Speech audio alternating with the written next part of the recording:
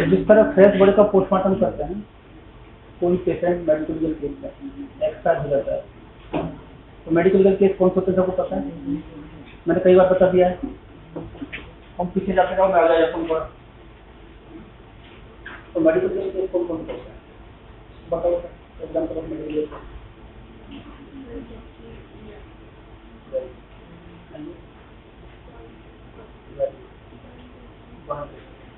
बताओ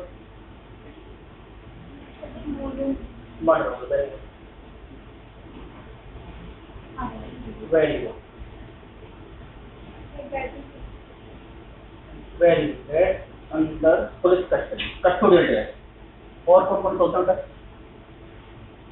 example of medical case, rape हो गया तो मुझे बता दिया, हैंगिंग केसेस होते हैं, सुसाइड केसेस होते हैं, ड्राउनिंग केस होते हैं, बरसात का सीजन चल रहा है ना, यहाँ तो ड्राउनिंग केस भी मेडिकल लीगल में आते हैं। मेडिकल लीगल का मतलब क्या है? Cases require medical attention as well as legal attention. यानी आपको इस तरह का कोई केस आ जाता है जो अभी एक्सपायर हुआ नहीं है, चाहे वो ड्राउनिंग का हो, चाहे वो हैंगिंग का हो, या रोड ट्रैफिक एक्सीडेंट का हो, और आपके पास आगे ट्रॉमेटिक पेशेंट है, ट्रॉमा में आप ड्यूटी कर रहे हैं, फ्रैक्चर है, हेड इंजरी है, और पेशेंट बहुत ही सीरियस है, हो सकता है कि एक्सपायर हो जाए, तो या फिर हो सकता है माइनर इंजरी हो सकता है कि सिर्फ फ्रैक्चर कुछ ना हो, सिर्फ एब्रेजन हो, तो या फिर कोई माइनर फ्रैक्चर हो, तो ऐसे केस में आपको क्या करना है कि मेडिकल अटेंशन भी आपको ट्रीटमेंट तो करना ही है ना, उसका जो फर्स्ट एड है, फर्स्ट एड जो भी करेंगे वो कर दिया। देन यदि फ्रैक्चर है तो आपने ऑर्थोपेडिशियन को रेफर कर दिया, ऑर्थोपेडिशियन है तो प्लास्टर बन दिया, पेशेंट को तो बाकी भी रख लिया आपने। उसके बाद आपको आता है लीगल अटेंशन। तो लीगल अटेंशन क्या है? तो ऐसे केस में आपको पुलिस को इन्फॉर्म करना पड़ता है। जो भी मेडिकल लीगल केस के एग्जाम्पल आप सभी लोगों ने बताया, ऐसे हर केस में आपको पुलिस को इन्फॉर्म करना पड़ता है। क्यों करना पड़ता है? क्योंकि इंसिडेंट ऐसे करनी है कि वो हो सकता है खुद गिर गया हो, तो भी करना पड़ेगा, तो भी वो आगे जाके वो ये आगे तो बोल सकता है सर मेरे को टक्कर मारी, या फिर हो सकता है किसी ने उसको वास्तव में हिट किया हो, किसी ने अल्कोहल ले रखी हो, उसको हिट कर दिया हो, तो वो केस तो करेगा, किसी गाड़ी टूटी है, खुद भी टूटा है, तो उसको कंपनसेशन मिलेगा। और जिसने उसको हिट किया है उसने क्राइम किया है, अब वो जिसने हिट किया है वो या तो कोई अंडर एज है, जैसा आप पढ़ते रहते हो न्यूज में, पुणे का केस हुआ था ओडी वाला, जिसमें दो इंजीनियर को उसने टक्कर मारने दो इंजीनियर की डेथ हुई थी, काफी हुआ था, माइनर था, एक अंडर एज ईयर था, 21। तो ऐसे केस में किसी गलती पेरेंट्स की गलती है, जब पुलिस केस तो बना तो पेरेंट्स को अरेस्ट किया था पुलिस ने, पता होगा आपने व्हाट्सएप पे देखा हुआ या न्यूज में देखा हुआ। तो अंडर 21 एज तो लाइसेंस नहीं बन सकता। ये जो लाइसेंस क्या है, 18 होता है 21 बनता है, 18 बनता है। और ये जो मेरिट क्या है, हाँ तो 18 से भी कम होगा, तो उसमें अंडर एज में आ गया तो उसके पेरेंट्स को अरेस्ट किया कि आपने तो गाड़ी की तो लाइसेंस, तो ऊपर तो क्लियर कर ली पार्टी से गाड़ी पार्ट कर रही फोन किया तो गलती पेरेंट्स की है, उसको चाहिए तो उसको भी पनिशमेंट मिलेगा अकॉर्डिंग टू लॉ, और पेरेंट्स को पनिशमेंट मिला। ये सारे लीगल केस पता कैसे लगता है? चलो वो तो कैमरे में आ गया, सीसीटीवी में आ गया, इस तरह केस आपको पता करता है। हो सकता है जो हिट किया था वो आए हैं, तो आपको इन्फॉर्म करना है पुलिस को। हर मेडिको लीगल केस में आपको पुलिस को इन्फॉर्म करना है, चाहे पॉइजन का हो चाहे किसी का। अब सर कहेंगे कि सर पेशेंट तो ठीक था, रेफर करने लायक नहीं था, पेशेंट की माइनर इंजरी थी, हमने डिस्चार्ज कर दिया, तो फिर केस को डिस्चार्ज नहीं कर सकते विदाउट लीगल अटेंशन। यदि आपने डिस्चार्ज कर दिया, कोई पॉइजन का केस है, डिस्चार्ज कर दिया, पेशेंट ठीक हो गया, आप खुश हो कि मेरे नॉलेज काम लगा, मैंने मरीज का इलाज कर दिया, मरीज ठीक हो गया, आया बहुत सीरियस था, पॉइजन दिया था इसमें, पेशेंट बिल्कुल अनकॉन्शियस था, लेकिन ट्रीटमेंट मैंने प्रॉपर किया, पेशेंट को बचा लिया और डिस्चार्ज कर दिया।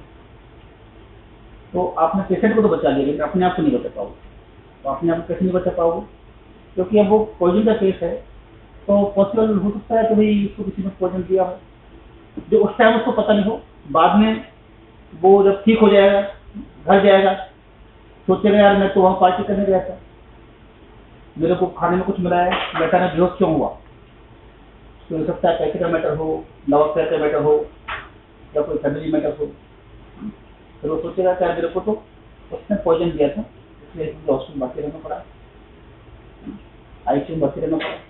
फिर जाकर वो केस करेगा। तो केस में पुलिस सबसे पहले चाहती है एविडेंस, और प्राइमरी एविडेंस उसको कहाँ मिलेगा? हॉस्पिटल में। और हॉस्पिटल में एविडेंस कब मिलेगा? जब डॉक्टर ने कलेक्ट किया। अब डॉक्टर ने कलेक्ट नहीं किया तो इसका मतलब है डॉक्टर ने जानबूझ से एविडेंस को डिस्ट्रॉय कर दिया। यानी जो एक लीगल पार्ट को सॉल्व कर सकता था, क्योंकि अब पुलिस कैसे मानेगा तुझे पॉइजन दिया था, है ना? अब कैसे चार्ज लगेगा उस पर पॉइजन दिया? तो फिर इसका कहना ही थोड़ी है, पॉइजन प्रूफ भी होना चाहिए भाई, डॉक्यूमेंट्री होना चाहिए। और वो कब प्रूव होगा? जब पेशेंट आया है, आपने उसका सैंपल कलेक्ट किया हो, उसका वॉमिटिंग पार्टिकल कलेक्ट किया हो, उसका ब्लड कलेक्ट किया हो, उसका गैस्ट्रिक लवाज किया हो, उसको कलेक्ट किया हो, और आपने पुलिस को इन्फॉर्म किया, तो फिर आपका काम होगा। लेकिन आपने तो सब कुछ किया ही नहीं, तो फिर आप प्रॉब्लम में फंसते हो। मरीज ठीक हो गया वो ठीक है, लेकिन हम भी तो प्रॉब्लम फंसते हैं ना। तो इसलिए अपने आप को बचाने के लिए फॉरेंसिक मेडिसिन बहुत जरूरी है। हमें बेसिक लॉ की नॉलेज होना बहुत जरूरी है। आपको पता होना चाहिए अटेम्प्ट टू मर्डर में क्या सेक्शन लगती है, मर्डर में क्या सेक्शन लगती है, पॉइजन में क्या सेक्शन लगती है, एविडेंस यदि इन्फॉर्म नहीं करें पुलिस को तो क्या सेक्शन लगती है। ये सारा आपको बेसिक नॉलेज होना चाहिए, ताकि हम अपने आप को सेव कर सकें। पेशेंट तो बचा ही लेंगे, नहीं फिर इस तरह के इश्यू होते हैं कि हमें प्रॉब्लम आती है। फिर पुलिस बार बार आपको नोटिस देगी, फिर बताओ, आप कहोगे मैंने तो लिया नहीं, मेरे को तो पता नहीं था, मरीज ठीक हो गया था। तो ऐसे केस में डिस्चार्ज नहीं कर सकते विदाउट मेडिसिन नोट के बिना। तो पुलिस को इन्फॉर्म होना चाहिए जितने भी आपने मेडिको लीगल के। बेटा इतना लेट कहाँ से आ रहे थे, है ना? बैठो।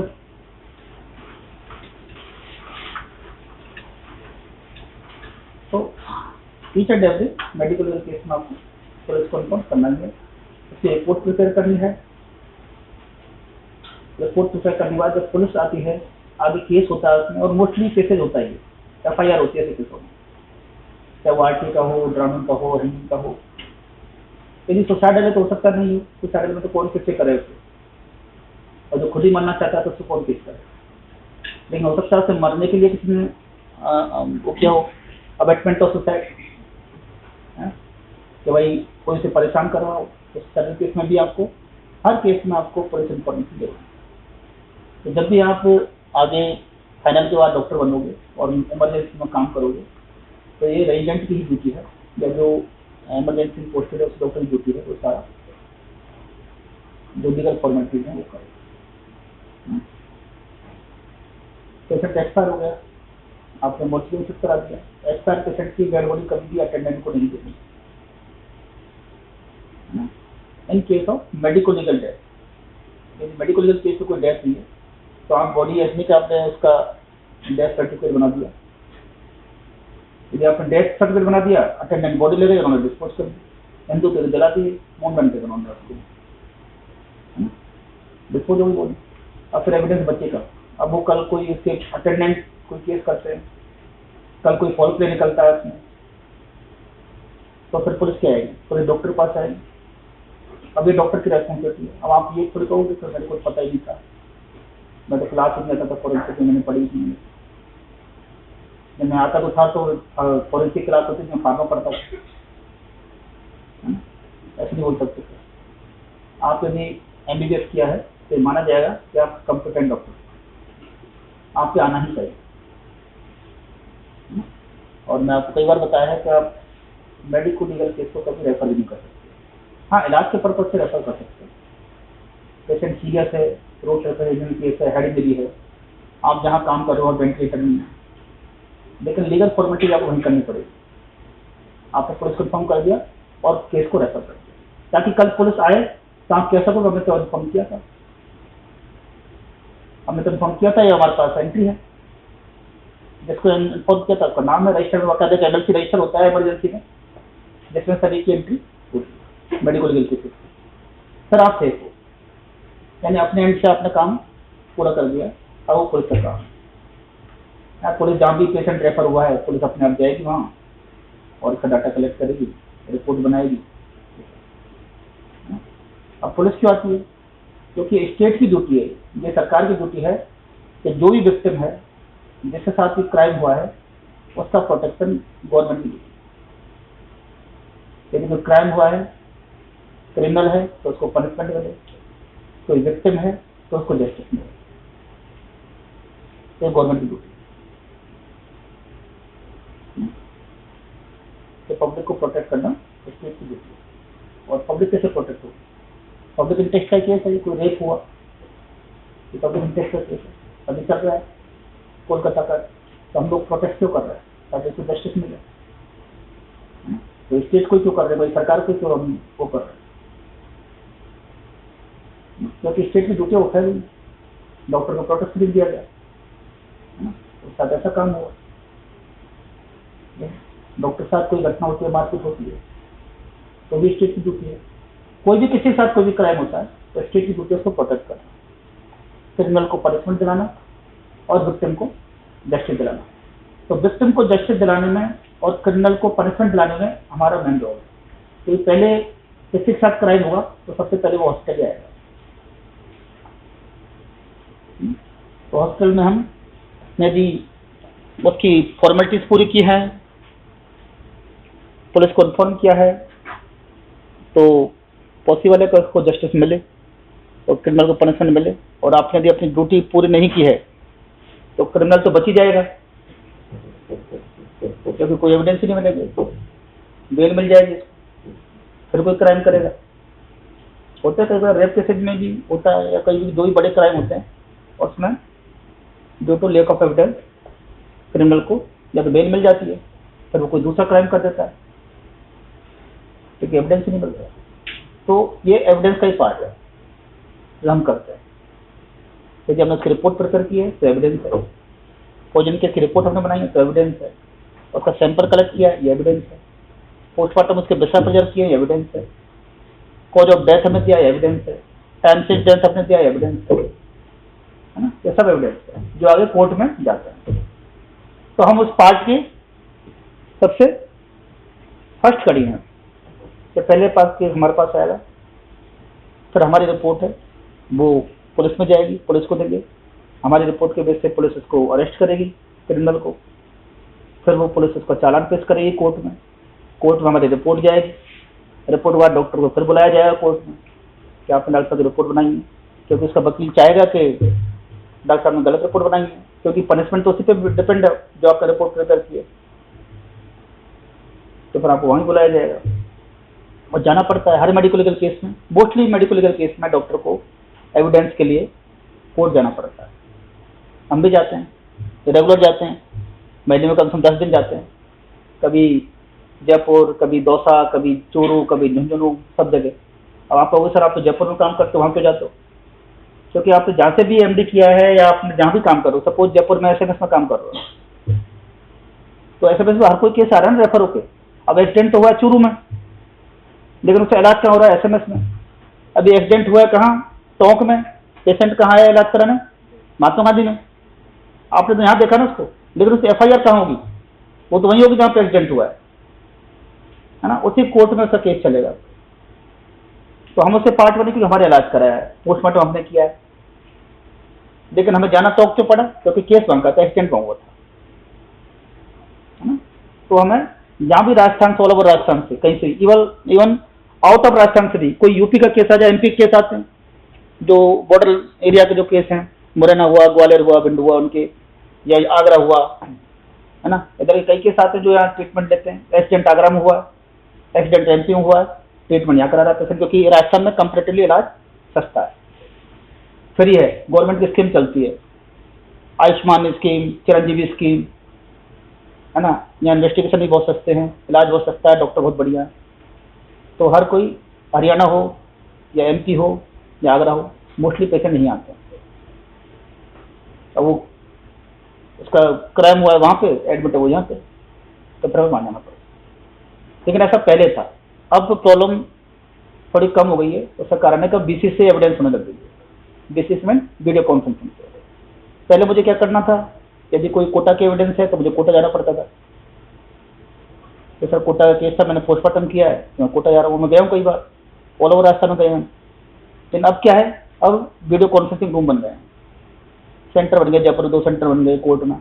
क्या आपको कोटा की एविडेंस करानी है, आप जयपुर कोर्ट में चले जाओ, वीडियो कॉन्फ्रेंसिंग के जरिए आप एविडेंस करा सकते हैं।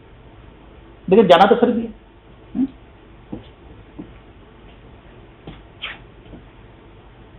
तो पोस्टमार्टम में एग्जामिनेशन ऑफ क्या होता है, आपसे पूछा जाए कि पोस्टमार्टम क्या होता है, तो क्या इधर उधर देखोगे? सिंपल लैंग्वेज में एग्जामिनेशन ऑफ डेड बॉडी, यही होता है। ऑब्जेक्टिव क्या होते हैं, है ना? To identify the cause of death, manner of death and mode of death. Manner of death क्या होता है? मैनर ऑफ डेथ या तो नेचुरल डेथ होगी या फिर अननेचुरल डेथ होगी। नेचुरल डेथ होगी हमारे पास आएगा नहीं, मेडिकल लीगल में नहीं आएगा, अस्पताल में तो आएगा। यदि कोई नेचुरल डेथ है हॉस्पिटल में, टीबी का पेशेंट है, टाइफाइड का पेशेंट है, एक्सपायर हुआ, आपने डेथ सर्टिफिकेट बना के दे दिया, क्योंकि आपके आगे आपने इलाज किया था, आपको पता है तो टीबी का या टाइफाइड का या डेंगू का है ना, तो उसका आप डेथ सर्टिफिकेट बना सकते हो। लेकिन मेडिकल लीगल है उसमें नहीं बना सकते। तो मैनर से या फिर अननेचुरल, या तो नेचुरल डेथ होगी या फिर अननेचुरल होगी। अननेचुरल में 3 तरह से हो सकती है ना, अननेचुरल डेथ 3 तरह से हो सकती है।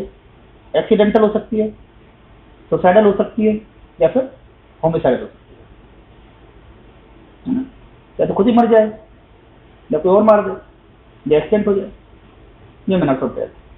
फिर मोड्स ऑफ डेथ क्या होते हैं, कैसे कैसे मर सकता है इंसान, या तो कोमा से मर सकता है, या एस्फिक्सिया से मर सकता है, सिनकोप से मर सकता है, शॉक से मर सकता है ना। रोड ट्रैफिक एक्सीडेंट हुआ, इतनी ब्लीडिंग हो गई उसके, लीवर रप्चर हो गया, हेमरेजिक शॉक हो गया, इसका ब्लड निकल गया है ना, तो हेमरेजिक शॉक हो गया। हेड इंजरी हो गई तो कोमा हो गया, हैंगिंग कर ली तो एस्फिक्सिया हो गया, ड्राउनिंग हो गई तो एस्फिक्सिया हो गया। तो ये सारे मोड्स ऑफ डेथ हैं। तो आपको AIIMS and objective, manners of death and modes of death, ये सारा पता होना। फिर और क्या कर सकते हैं आप पोस्टमार्टम से, identify in case of unknown body, है ना। अननोन बॉडी है तो उसमें केस में आपको आइडेंटिफाई करना पड़ेगा, उससे सैंपल कलेक्ट करने पड़ेंगे ताकि वो आगे आइडेंटिफाई हो सके। जैसे उसके डीएनए के सैंपल लेने पड़ेंगे। डीएनए सैंपल में क्या ले सकते हैं, है ना, डीएनए कहीं से हो सकता है, इवन आप टूथ से कर सकते हो, है ना, हेयर फॉलिकल से कर सकते हो, पार्ट ऑफ बोन से कर सकते हो, स्टर्नम से कर सकते हो, पार्ट ऑफ फीमर बोन से कर सकते हो। तो कोई भी उसका एक सैंपल प्रिजर्व करना पड़ेगा। कभी वो आइडेंटिफाई कोई क्लेम करेगा, आपने पोस्टमार्टम कर दिया, बॉडी नगर निगम वालों ने डिस्पोज कर दी, सारा डाटा उसका है, फोटो वगैरह सब है। कभी कई केसों में बाद में पता लगता है, आते हैं देखते हैं, फिर वो आगे ये पता लगता है कि हाँ ये का तो पोस्टमार्टम हो चुका है, वो क्लेम करते हैं तो हमारी बॉडी से, हमारे तो उसकी रिलेटिव की बॉडी है, तो फिर डीएनए उसका सैंपल होता है। अब डीएनए जब होगा, जब आपने सैंपल तो लिया हो डीएनए का, तो मैच होता है तो उससे आइडेंटिफाई होती है। तो यार बॉडी आइडेंटिफाई होगी तो उसका जो क्राइम हुआ है उसका ही पता लग जाएगा कि कहाँ गया था, किसके साथ गया था, बॉडी कहाँ मिली, है ना। तो सारा, तो आप उसके सबसे मेन पार्ट होते हो, है ना। दूसरा, to collect evidence from the body, जो भी एविडेंस है आपको कलेक्ट करने पड़ेंगे यदि पोस्टमार्टम का ऑब्जेक्टिव है। And to determine time since death, तो इसको मरे हुए कितना टाइम हो गया, ठीक है ना, 2 दिन है, 3 दिन है, तो उसके जो पोस्टमार्टम चेंजेज हैं वो आपने पढ़े होंगे। अर्ली चेंजेस क्या होते हैं, इमीडिएट चेंज क्या होते हैं, लेट चेंजेस क्या होते हैं, है ना, उसके हिसाब से हम टाइम सिंस डेथ बताते हैं। The rules of medical legal autopsy, you can conduct, क्या कंपाउंडर कर सकता है पोस्टमार्टम? बोलो, हॉस्पिटल में कंपाउंडर पोस्टमार्टम कर सकता है? नहीं कर सकता ना, only registered medical practitioner.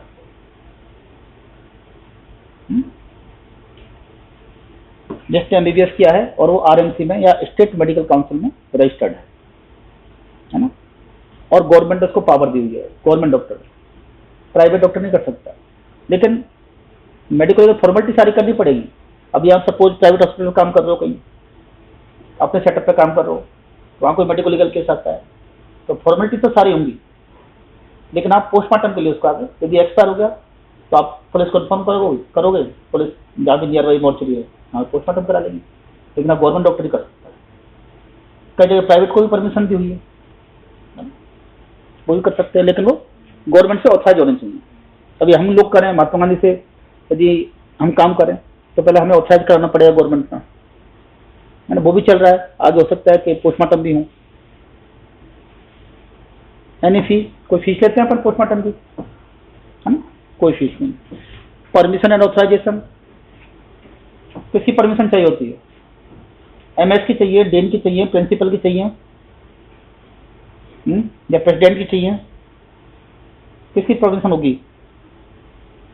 Police person की, पुलिस ऑफिसर, या तो पुलिस ऑफिसर की होगी। लीगल पार्ट कौन देखता है? या तो पुलिस देखती है, मजिस्ट्रेट देखता है ना। तो पुलिस इंक्वेस्ट वो या तो पुलिस देगी या फिर मजिस्ट्रेट देगा in case of dowry death या कस्टोडियल डेथ, उसमें मजिस्ट्रेट की चाहिए, है ना। देन डेड बॉडी चालान। चालान क्या होता है डेड बॉडी का? भाई बॉडी कहाँ से उसके, उसका नाम क्या है।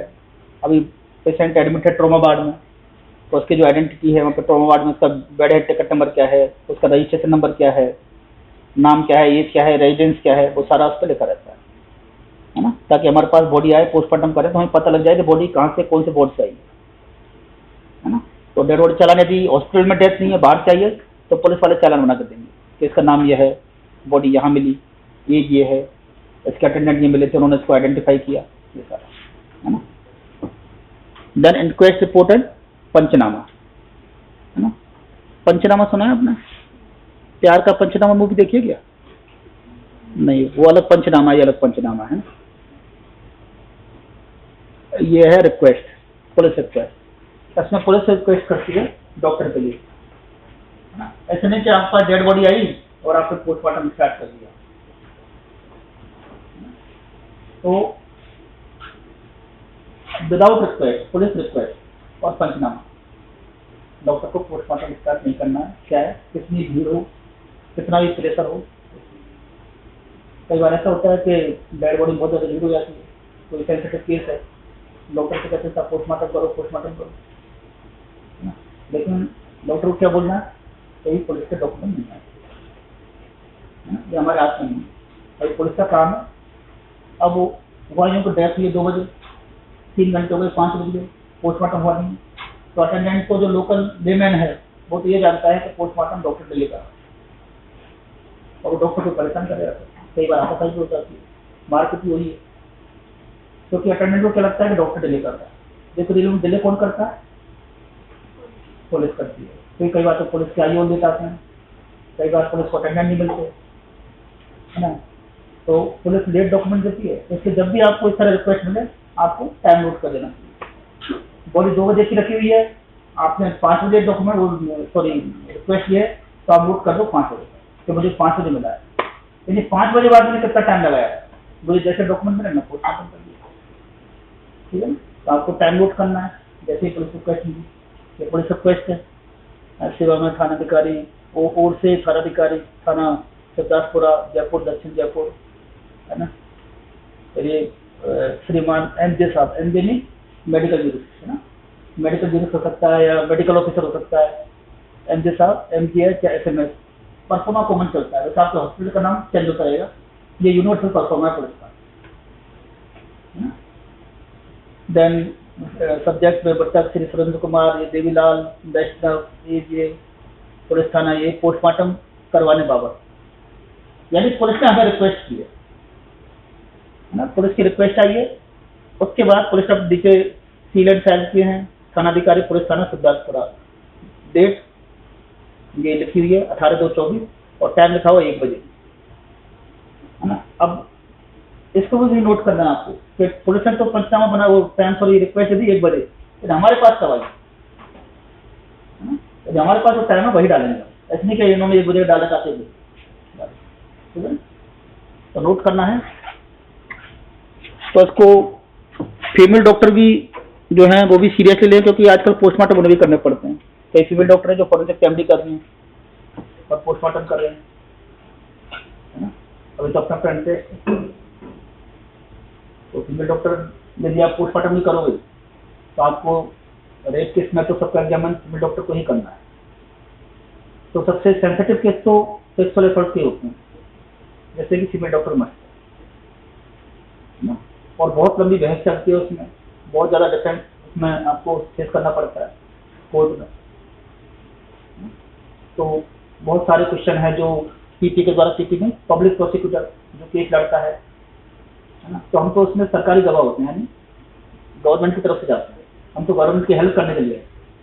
और जो क्रिमिनल का केस है वो शहर का बहुत बड़ा वकील होता है, वो लड़ता है, मोटी फीस देता है वो लाखों में, तो वकील चाहेगा, क्योंकि रिपोर्ट तो कहाँ प्रूव हो रहा है, मेडिकल रिपोर्ट में, मेडिकल रिपोर्ट बनाई है हमने, तो क्वेश्चन किससे होंगे, हमसे, क्रॉस क्वेश्चन हमसे होंगे।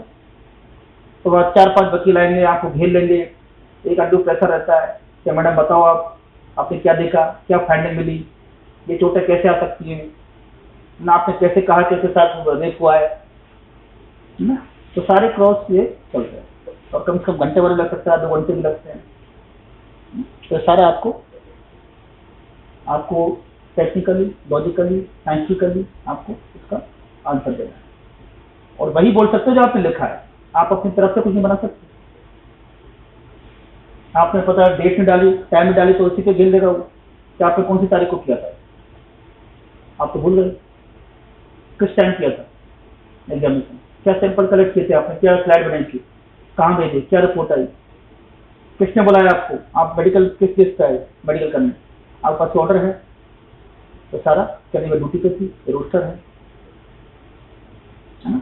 तो बहुत अनड्यू क्वेश्चन भी होते हैं, कई बार वकील ऐसे क्वेश्चन पूछता है कि मैडम मैंने तो सुना है कि आप तो फॉरेंसिक में फेल हो गई थी, वो इससे भी हिस्ट्री ले लेते हैं, आपने फिल्मों में देखा हुआ कि आपने, तो इसका मतलब है वो क्या, इससे क्या प्रूव करेगा कि you are not competent for examination, आप क्योंकि आप तो फॉरेंसिक में फेल हो गए थे, आपको तो बैक लगी थी, तो आप तो कॉम्पिटेंट ही नहीं, तो आप नहीं बिल्कुल कॉम्पिटेंट, मैंने एमबीबीएस तो की है, फॉरेंसिक में फेल हो गए तो क्या, फॉरेंसिक का उसके बाद पास किए,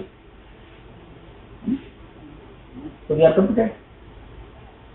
तो सारा क्वेश्चन है वो एडवोकेट आपसे पूछ सकता है। देन ये होता है पंचायतनामा, ये तो थी रिक्वेस्ट, पुलिस रिक्वेस्ट, इससे पहले यह है पंचायतनामा, है ना। और पंचायतनामा में क्या होता है, पंचायत यानी 5 जने इसमें प्रूव करते हैं, 5 जनों की ओपिनियन के बेस पर, वो 5 कौन हो सकते हैं, है ना, या तो कोई गांव का सरपंच हो सकता है, कोई ओल्ड पर्सन हो सकता है, कोई मुखिया हो सकता है, या उसके रिलेटिव हो सकते हैं, है ना। तो 5 वही बात कह रही है जो पुलिस कह रही है, पुलिस कह रही है एक्सीडेंट में मृत्यु हुई है, तो पुलिस इसके बेस पे कहेगी कि इन 5 ने कहा कि एक्सीडेंट से मृत्यु हुई, तो इसमें एक तरह से 5 आदमी गवाह होते हैं बस कि हाँ वही एक्सीडेंट से, उसमें कोई डिस्प्यूट ना रहे कि एक जना तो कह रहा है कि एक्सीडेंट से डेथ हुई है, दूसरा कह रहा नहीं ये तो खुद जाके गिरा था, मोटरसाइकिल जा रहा था गिर गया था, तीसरा कह रहा है इसको तो नहीं, कोई मारा तो कोई और था, ये तो ऐसे डाल दिया है ना। तो ऐसा होगा तो फिर वो पंचनामा नहीं बनेगा। पंचनामा का मतलब है सबकी ओपिनियन एक होनी चाहिए। तो 5 जने का नाम लिखे हुए इसमें 1 2 3 4 5, 5 कॉलम खाली हो सकता है, कोई मिला नहीं, तो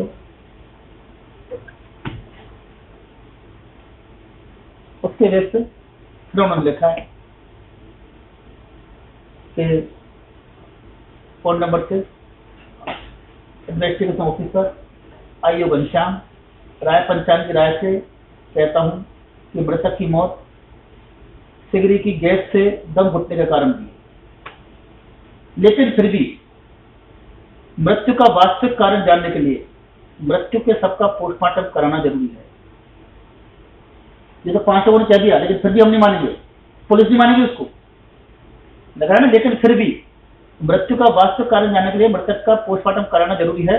इस संबंध में श्री राम मेडिकल यूनिट साहब को अलग से तहरीर यानी रिक्वेस्ट दी जाएगी जो उन्होंने दे दी, ठीक है। फर्ज पंचायतनामा सबको पढ़कर सुनाया गया, समझकर सही मानकर अपने हस्ताक्षर किए, फिर 5 लोगों ने उस पर साइन किए। ये पंचायतनामा यानी 5 लोग कह रहे हैं कि मौत दम घुटने से हुई है, तो पुलिस इसके बेस से रिपोर्ट नहीं मान लेगी इसको, तो इन्होंने कह दिया तो मान लोगे दम घुटा, फिर तो पोस्टमार्टम जरूरत ही क्या है, उन्होंने फैसला कर दिया ना। लेकिन फिर भी मृत्यु का कारण जानने के लिए पोस्टमार्टम कराया जाएगा। हाँ, फिर हमारे में भी आ जाती है, हाँ भाई केस को दम घुटने से एक्सपायर हुआ है, एस्फिक्सिया से एक्सपायर हुआ है, तो फिर वो बात सब हो गई, ठीक है।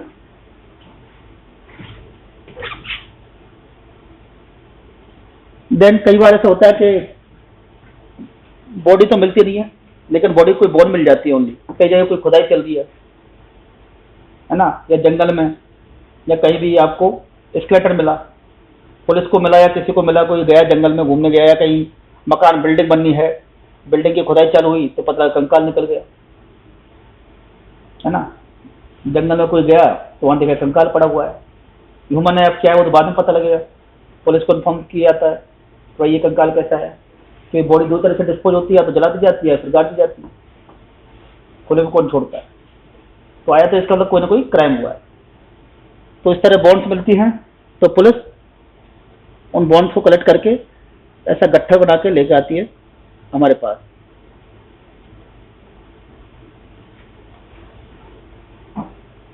सारे बॉन्ड को कलेक्ट किया और चलो अस्पताल।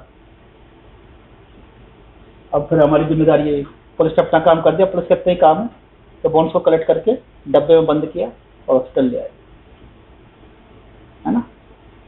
अब हमें क्या बताना है इसके बारे में, थोड़ा फास्ट देख लो, है ना। इसमें भी यही है,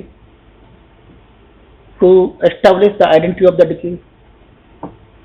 और इसमें आइडेंटिटी कैसे आप एस्टैब्लिश करोगे, सर कुछ है ही नहीं, ऐसे तो बॉन्ड लिंक करेंगे, वो आगे है कैसे करेंगे। To determine the cause of death, इसमें भी हम बता सकते हैं कि ऐसे स्केलेटल मर्जी के कॉज ऑफ डेथ क्या रहा होगा, और to know the times in death, है ना। यहाँ आपके पास इस तरह का कोई बंडल आया, आपने उसको मेजरमेंट लिया, फिर उसको आपने अरेंज एनाटॉमिकली। अब जो पार्ट मिसिंग है उसको मिसिंग रहने दिया, और जैसे जमा सकते थे आप एनाटॉमिकली, आपने उस हिसाब से उसको अरेंज कर दिया, जो जो पार्ट पुलिस को मिला। अब इसी पोस्टमार्टम से सारा क्राइम सॉल्व हो जाएगा, इसलिए लाते हैं हमारे पास, है ना। तो आपने ये अरेंज कर लिया, फिर क्वेश्चन क्या होंगे इसमें जो पुलिस पूछेगी आपसे।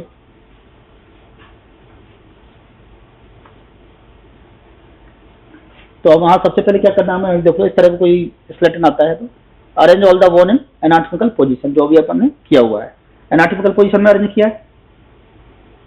Make a complete list of available bone, एक लिस्ट बना लो आप, देन फोटोग्राफ ले लो, यदि कोई क्लॉथ वगैरह मिला है, कोई पार्ट ऑफ क्लॉथ मिला है ना, कोई टिश्यू पार्ट है तो उसको सेव कर लो, है ना। देन कोई भी आपको इंजरी यदि इसमें लग रहा है, सस्पेक्ट इंजरी, तो आप उसको नोट कर लो ना। तो आपको जो पुलिस से पूछ सकती है, आपको आना चाहिए उनका आंसर। सबसे पहला क्वेश्चन है whether the bone brought for examination are human और नॉट, है ना। तो सबसे पहले तो बहुत इंपॉर्टेंट है कि इतनी बोन है, आप कैसे कहोगे ह्यूमन की है, हो सकता है एनिमल की हो। चलो आपने स्कल तो पहचान लिया, स्कल तो ह्यूमन का अलग हो सकता है, आप आइडेंटिफाई कर सकते हो, लेकिन बाकी बोन है, फीमर है, ह्यूमरस है, ये तो आप जानवरों में मिल सकती है, कुत्ते की भी ऐसी होती है। तो फिर कैसे कहोगे आप कि ह्यूमन स्केलेटन है या फिर एनिमल का है। तो whether the bone brought for examination are human और not, question number 1। Then second, if they are human then they belong to one और मोर देन वन इंडिविजुअल, है ना। ये सिंगल पर्सन की है या मल्टीपल पर्सन है, ये भी आपको देखना पड़ेगा। कई बार मास सुसाइड होता है ना। फिर then what is the race of the individual, race क्या होगी इसकी, रेस में क्या होता है, रेस किसको बोलते हैं। ये नेग्रो है या फिर यूरोपियन है, मंगोलियन है ना, क्या है, या इंडियन है, सबका अलग अलग होता है, फेस अलग अलग होता है। अब कई एयरक्राफ्ट क्रैश का उसका केस है, कई एयरक्राफ्ट क्रैश हो गया, कई लोग उसमें मर गए, तो उसमें बहुत इंपॉर्टेंट होता है क्योंकि उसमें तो हर कंट्री का आदमी मिलेगा। तो अब पूरे इसमें कुछ नहीं मिला, सिर्फ स्केलेटन में आपको बॉन्ड्स मिली हैं या फेस मिला है, तो आप उसमें वहाँ पे इम्पोर्टेंट है कि ये उससे आइडेंटिफाई हो जाएगा फिर, है ना। Then what is the sex of the individual, तो आप बोन के आधार पर सेक्स भी पता कर सकते हो। Then what is the age of the individual, इसकी एज क्या रही होगी ये भी आपको बताना पड़ेगा। फिर what could be the structure of the individual, है ना, क्या स्ट्रक्चर रहा होगा उसका, लंबाई क्या है, चौड़ाई क्या है ना, ये सारा उसका आप हाइट ही बता सकते हो। Is there evidence of an injury, if yes then injury postmortem antemortem nature या पोस्टमार्टम नेचर, ये भी आपको बताना पड़ेगा। Then times in death, what could be the cause of death and how the individual can be positively identified, ये सारे question आपको answer करना है। तो सबसे पहला है कि ह्यूमन बोन्स हैं या फिर whether the bone brought for examination are human or not, है ना। तो आप थोड़ा फास्ट देख लो, टाइम बहुत कम बचा है, टॉपिक पूरा होना है ना। तो यदि आपको मॉर्फोलॉजिकल नॉलेज है, आपको पता है ह्यूमर कैसी होती है, ह्यूमरस कैसी होती है, फीमर कैसी होती है, यदि आपको एनाटॉमिकल नॉलेज है तो आप आइडेंटिफाई कर लोगे, है ना। या फिर एक होता है प्रेसिपिटेंट टेस्ट, जो सिर्फ ह्यूमंस में ही पॉजिटिव आता है। यदि आपको कंफ्यूजन है तो प्रेसिपिटेंट टेस्ट होता है भाई एंटी ह्यूमन ग्लोबुलिन, आप लैब में भेज के आप कंफर्म कर लोगे। यदि आपको कोई सस्पेक्ट है कि भाई ये ह्यूमन का मुझे नहीं लग रहा है, तो आप प्रेसिपिटेंट टेस्ट करके देख सकते हो, है ना। If the test will be positive if the human are, if the bones are human, the test is useful up to 5 years after death, तो 5 साल तक आप देख सकते हो उससे। तो प्रेसिपिटेंट टेस्ट कई बार क्वेश्चन आता है, इसका ऑब्जेक्टिव आपके। फिर सेकंड क्वेश्चन है if the bones are human they belong to one और मोर देन वन इंडिविजुअल, ये भी कॉमन सेंस से बता सकते हो। किसी बोन का कोई डुप्लीकेशन हो रहा है, सपोज आपको लेफ्ट ह्यूमर मिली और 2 बोन मिल गई, या फीमर आपको 2 मिल गई लेफ्ट साइड की, तो आप बता सकते हो कि इसमें मोर देन 1% इन्वॉल्व है, बोल सकते हो, है ना।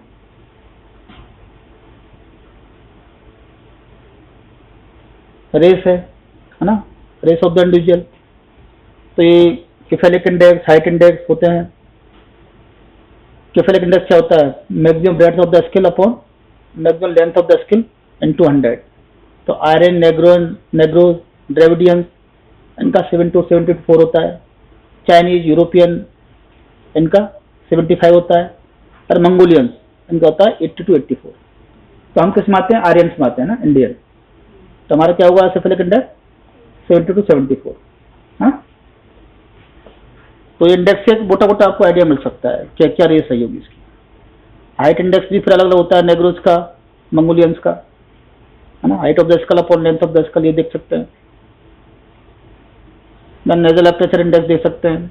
ये सब थ्योरेटिकल है, लेकिन आप सिर्फ मोटा मोटा पता रखो कि हम यदि आइडेंटिफाई करना है तो कैसे कर सकते हैं रेस को, है ना। कोई पूछे तो बता सको आप कि केफेलिक इंडेक्स देख लो, हाइट इंडेक्स देख लो, नेजल एपरेचर देख लो, उससे पता लग जाएगा, है ना।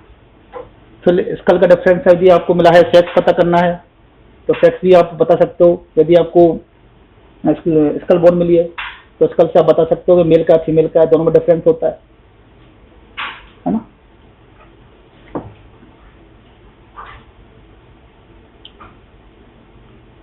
परसेंटेज ऑफ एक्यूरेसी, यदि सबसे ज्यादा एक्यूरेसी होती है पेल्विस की, पेल्विक बोन से आप 95% एक्यूरेसी, 95% के आप मेल है फीमेल आप बता सकते हो, है ना। और यदि पूरा स्केलेटन मिल गया है तो आप 100% बता सकते हो कि मेल स्केलेटन है या फीमेल है। एज बता सकते हो, appearance of fusion of ossification centre, corruption of teeth, है ना, क्लोजर ऑफ क्रेनियल फ्यूचर, है ना। ये सारे रिश्ते आप एज भी रफली आइडिया दे सकते हो।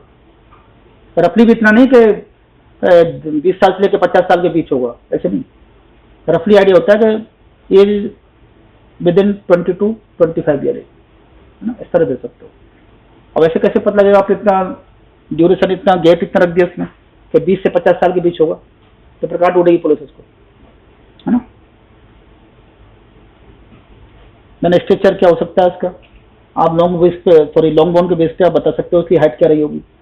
फीमर से आप बता सकते हो, यदि सिंगल ह्यूमरस मिल जाए तो भी आप उसकी हाइट बता सकते हो। इसके कुछ फॉर्मूलाज हैं जो आप थ्योरेटिकली देख लेना ना।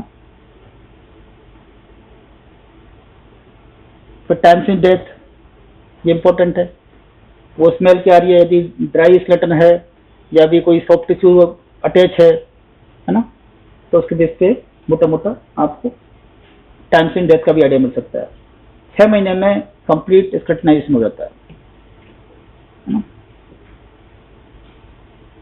फिर इंजरी भी आप देख सकते हो, यदि एंटीमोर्टम पोस्टमार्टम, ये आप जनरली देख नहीं पाते। जैसे उसके डिप्रेस फ्रैक्चर है, इस तरह का आपको मिला है इसका, तो आप बता सकते हो कि कोई असॉल्ट का केस रहा होगा, उसको मारा है किसी ने, तो डिप्रेस फ्रैक्चर का होगा, जो कोई हैवी इम्पैक्ट होगा स्कल पे ना। तो आप इसके केस पे, इसके बेस से आप बता सकते हो कि इसको मारा होगा किसी ने, है ना। तो मारने के बाद तो कौन मारेगा सिर पे, जिंदे कोई मारा होगा, देवी तो उस पर निशान बनाया पूरा, डिप्रेस फ्रैक्चर आया ना। फिर इसका कॉज ऑफ डेथ क्या रहा होगा, तो कॉज ऑफ डेथ आपको दिख रहा है, या फिर आप उसके सैंपल कलेक्ट कर लो कोई पॉइजनिंग का सस्पेक्ट करके। बोन्स को भेज सकते हो सैंपल के लिए, यदि कोई हैवी मेटल पॉइजनिंग है आप फीमर बोन भेज दो, है ना। या केमिकल एनालिसिस से पता लग सकता है, यदि कोई सॉफ्ट पार्ट मिला है तो भी केमिकल एनालिसिस से पता लग सकता है ना। जरूर नहीं है हर क्वेश्चन का आंसर अपने को देना पड़े, है ना। फिर आइडेंटिफिकेशन के लिए आपको डीएनए का सैंपल रखना है ना। इस तरह आपने पूरी रिपोर्ट बना दी, आपने लिख दिया कि इसकी एज, पहली बात तो आपने पहले क्वेश्चन का आंसर दे दिया ह्यूमन है, फिर दे दिया कि मेल है, फिर दे दिया कि इसकी एज लगभग 20 to 25 ईयर रही होगी, फिर दे दिया इसका स्ट्रक्चर क्या है। तो मोटा मोटा पुलिस को एक रफली आइडिया मिल गया आपकी रिपोर्ट के बेस पे। अब पुलिस क्या करेगी उस रिपोर्ट का, है ना। पुलिस उस रिपोर्ट को सभी जगह थानों में सर्कुलेट कर लेगी ऑल ओवर इंडिया। आपकी रिपोर्ट सब जगह सर्कुलेट हो रही है। अब उस एज ग्रुप के बीच में जो आपने एज ग्रुप दिया है 20 to 25 ईयर एज, उस एज ग्रुप के बीच में जो भी कोई मिसिंग होगा मेल, तो उन सबकी लिस्ट बनेगी, वो सारी लिस्ट आएगी कलेक्ट होकर, जयपुर का केस है जयपुर आएगी, है ना, क्योंकि सर्कुलेट ऑल ओवर इंडिया होगी। फिर उसके बेस पे देखा जाएगा, उसके बेस पे कोई कहाँ हाँ जब से मिसिंग है ना, फिर उस मिसिंग के बेस पे सबसे पूछताछ की जाएगी पुलिस के द्वारा। फिर उसको अटेंडेंट आएंगे, फिर उनका डीएनए सैंपल मैच किया जाएगा, डीएनए सैंपल मैच करने के बाद फिर पूरा केस ओपन होगा। तो उसमें मेन पार्ट किसका रहा, आपका रहा, क्योंकि आपने उसका स्ट्रक्चर दे दिया, आपने उसकी एज दे दी, है ना, आपने ह्यूमन बता दिया, सब बता दिया। तो फिर इस तरह डॉक्टर की रिपोर्ट के बेस पे केस ओपन होता है। तो इस तरह के जो भी केस आए, तो आई थिंक सबको पता लग गया होगा कैसे कैसे करना, मोटा मोटा आइडिया है सबको, है ना। इस तरह कोई बोन, इवन सिंगल बोन भी पोस्टमार्टम के लिए आ सकती है, कहीं जरूरी नहीं पूरा पार्ट मिले, स्कल मिला है वो कोई पुलिस पोस्टमार्टम के लिए ला सकती है। और ये सारे क्वेश्चन पुलिस के द्वारा पूछे जाते हैं। स्कल मिला तो एक टेक्निक होती है सुपर इम्पोजिशन, एआईटी टेक्निक से आप उससे पूरा फेस लगा कर देख सकते हो स्कल पे कि इसका जनरली फेस कैसा दिखता होगा, तो उससे भी आइडेंटिफाई हो जाता है। कई केस सॉल्व हुए इस तरह से, है ना। तो सारे आंसर है डॉक्टर को देने पड़ते हैं। तो आपका रोल बहुत इंपॉर्टेंट है, इसलिए आपको सीरियसली